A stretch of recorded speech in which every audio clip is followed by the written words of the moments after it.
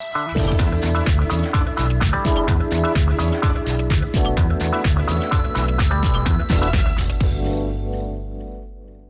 and welcome to VOA's Red Carpet. My name is Jackson Bunganya. I want to thank you for joining us today. As always, right here on Red Carpet, we bring you the latest in entertainment news, in sports, in film and television from around the world. Let's start the show. Now, the annual South by Southwest Festival in Texas that brings together technology, music, politics, and Hollywood, that happened this year after being cancelled last year due to COVID-19. And VOA's Michelle Quinn has more on that story. Help creative types achieve their goals. That is the stated mission of South by Southwest, the annual event in Austin, Texas that brings together people from entertainment, technology, politics, and more. But it was the organizers who had to tap into their own creativity to pull off this year's event. It has been a very challenging year for us, difficult year for us. We have 30 years of experience producing live events. Because of the pandemic, the city of Austin canceled the 2020 event 10 days before it was set to begin. The expected crowd of 40,000 people did not fill Austin's streets, bars, and hotels. This year, as has happened at other events worldwide, South by, as it is called, is entirely online, with most of its 500 sessions, 300 films, 200 bands pre-recorded. It is still set to attract 35,000 attendees, with 33% international, up from 25%. Brazil and Asia continue as the top draw of attendees. The virtual aspect of the event allows us to reach new audiences, people who could never travel to Austin for South by Southwest.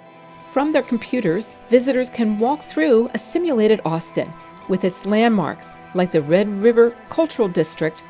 Inside the Paramount Theater, they can attend lectures and concerts and use the chat function to talk to other attendees. 2 or 3 years from now, more and more event-related content will be delivered this way. Another boon for being all digital? Booking hard-to-get speakers and performers was easier, including business magnate Richard Branson and U.S. political leaders such as Stacey Abrams and U.S. Transportation Secretary Pete Buttigieg. The musician Willie Nelson, who lives in Austin and has played at the event before, will speak at South by for the first time. There is a mantra the organizers repeat. Trying to remind ourselves that within all those challenges, lots and lots of opportunities. And 3-time Grammy winner and role model for body positivity, Lizzo is making a reality TV series to find plus-size women to join her on stage. The reality series for Amazon Studios is the first in a development and production deal between Lizzo and the streaming platform. The show will follow Lizzo as she searches for dynamic, full-figure dancers and models to perform with her on stage and on the runway. She wrote on Instagram, "Have you felt underrepresented and underappreciated? Then I'm looking for you. It's time to find my dream team of beautifully talented big girls." The 32-year-old had a breakout year in 2019 with hits like The Truth Hurts and Juice, and a role in the movie Hustlers.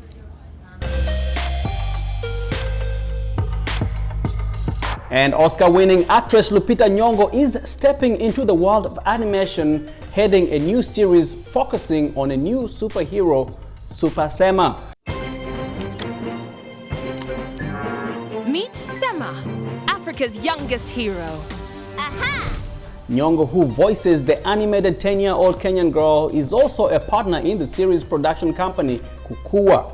The series tells the story of Super Sema and her twin brother as they go on an adventure to protect their African town of Dunia. It also incorporates science, technology for young kids. In an interview with Variety, Nyong'o expressed her commitment to the purpose of the show, saying, "I share Kukua's goal to empower children through inspiring stories that feature characters in which the children see themselves reflected." And let's go down to South Africa in Johannesburg. We're standing outside a Johannesburg clothing store. Young fashion lovers hope to lay their hands on the latest sneakers to come out of the US. And for these South Africans, sneakers are just more than shoes. Collecting and trading shoes has become a hobby in Africa's most industrialized nation, with aficionados known as sneakerheads. One of these sneakerheads, Nululeko Stabate, tells AFP what it's like.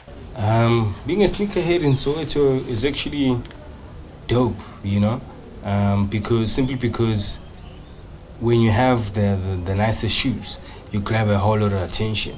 Artist Razik Mr. XC Green's elaborate graffiti designs, which he also uses to redecorate and personalize sneakers, are highly sought after.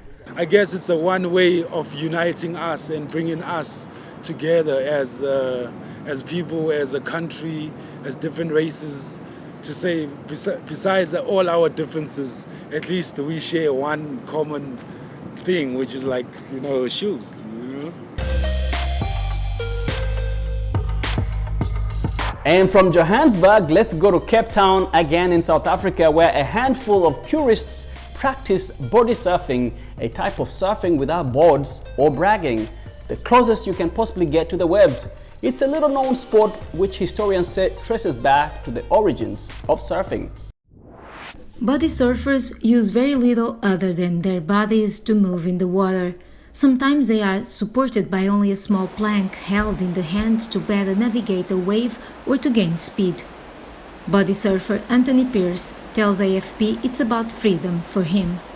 Freedom, absolute freedom. Just you and the surf, figure out where you have to be, what you have to do, and just ride the wave, ride the ocean. It's about being just you and the sea. It's great. For Kobus Joubert, it's simply just fun. Makes you, just a child, just nothing serious about it, just fun. While not everyone might have the desire or the ability to catch waves like this, many have actually already tried body surfing on the beaches in South Africa or elsewhere, often without even knowing it. And body surfing is probably the most ancient of the water gliding sports, explains historian of surfing Glenn Thompson. From what we know, body surfing has a long history into pre-colonial Polynesian culture and even into pre-colonial African culture, the coastal cultures, which have documented ships' records when the Europeans were coming to do the early voyage of discovery and starting to trade along the west coast of Africa. So Africa does have, the uses of the sea for pleasure, because that's what body surfing is all about. And let's go to New York, where some New Yorkers are finding unique ways to get together even when they can't be in the same space. Evgeny Maslov has the story, narrated by Anne Rice. In 2020, virtual reality is becoming an escape for many, especially during these pandemic times. Work, meeting with friends, and entertainment has moved online. At a gallery of VR displays in the heart of Manhattan, there are 50 different virtual attractions, all designed to keep people close from far away. The idea of VR World is really to come here to have this new form of social entertainment. And what I mean by that is, people coming to really enjoy themselves with virtual reality, enjoying a drink at the bar, really socializing together as a team. Muflisa Nazarova has come to VR World many times. For her, it's a new way to be socially active, while most venues in New York City remain closed. We are now in a so unprecedented time, so everything is virtual. We don't really get to connect with our friends. We don't really get to go out or go watch a movie. But here you come and it's socially distanced. Everybody's wearing a mask and people sanitize you right when you walk in. And then you still get to be with your friends. Masks and sanitizers are part of this new virtual world, but the plexiglass screens were part of the original design that just happened to work in the time of the pandemic. It's more like a futuristic experience, like you're walking into the game. Despite the large choice of attractions and games, people tend to pick multiplayer activities, to spend their free time with friends. It's too real. It's nothing fake, it's real, and it's scary, very scary. I don't know, that's no more. It's too much. They made it seem like you're walking a plank. Art in this virtual world can also seem quite real, thanks to 3D animation and light installations. It's definitely a way to escape reality, and you can build your own world. Like, for example, here my favorite one is a tilt brush. You can just paint anything you want, you can draw messages, and you can just like immerse fully in your artwork. New Yorkers who come here say the virtual world helps them forget about the other pandemic reality that is still so uncertain.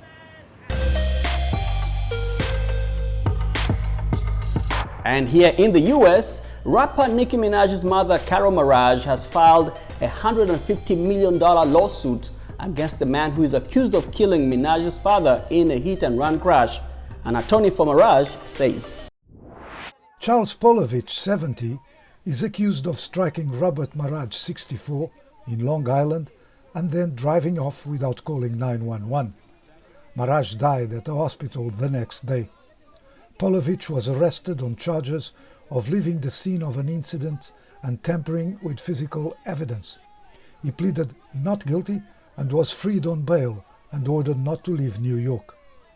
Newsday reports that Carol Maraj's lawsuit claims that Polovich was negligent, reckless and careless when he hit Maraj with his car and allegedly left him at the scene.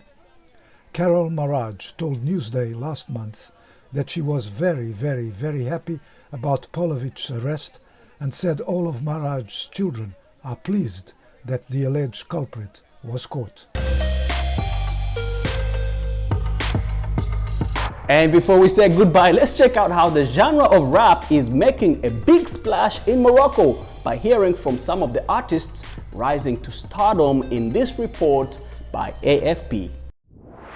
At 24, Taha Fassi, aka El Grande Toto, is among a new generation of Moroccan rappers. He is the most streamed Moroccan artist on the online music platform Spotify, with more than 20 million listens in 92 countries last year. Moroccan rappers are working hard, Moroccan producers are working hard, Moroccan engineers are working hard. Everyone here is working. We work like crazy. We don't have an adequate industry, but things are starting to grow now. But we can consider ourselves lucky. We would have imagined one day seeing the van of an online platform bearing the face of a rapper touring around Casablanca. Who would have imagined one day a Moroccan rapper appearing in Paris? Snowflake emerged a little over a year ago with a freestyle on YouTube in which she speaks about her entry in the rap game. She told Agence France Presse that she is now self-producing her first EP at home. Every time someone speaks to a female rapper, they address her as a woman, not as a person who does this like everyone else. But it's true that it is unique to be a female rapper. It is unique to be a woman in Morocco in general. So it brings a perspective with an added value that male rap will never have. Issam is nicknamed the Prince of Trap, a music genre originating from Atlanta in the US. The 26-year-old artist's career took off in 2018 with Trap Beldi, a track fueled by nods to Moroccan pop culture mixed with wry Algerian folk music sounds.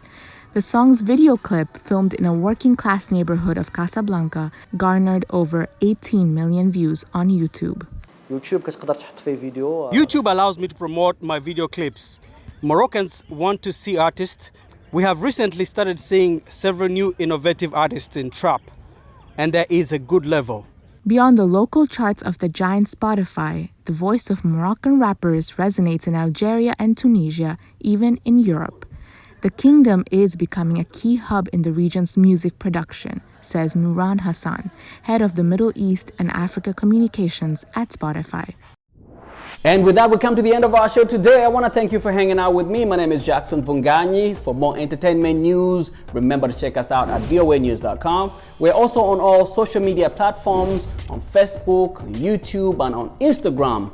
Until next time, catch you right here. Goodbye, everyone.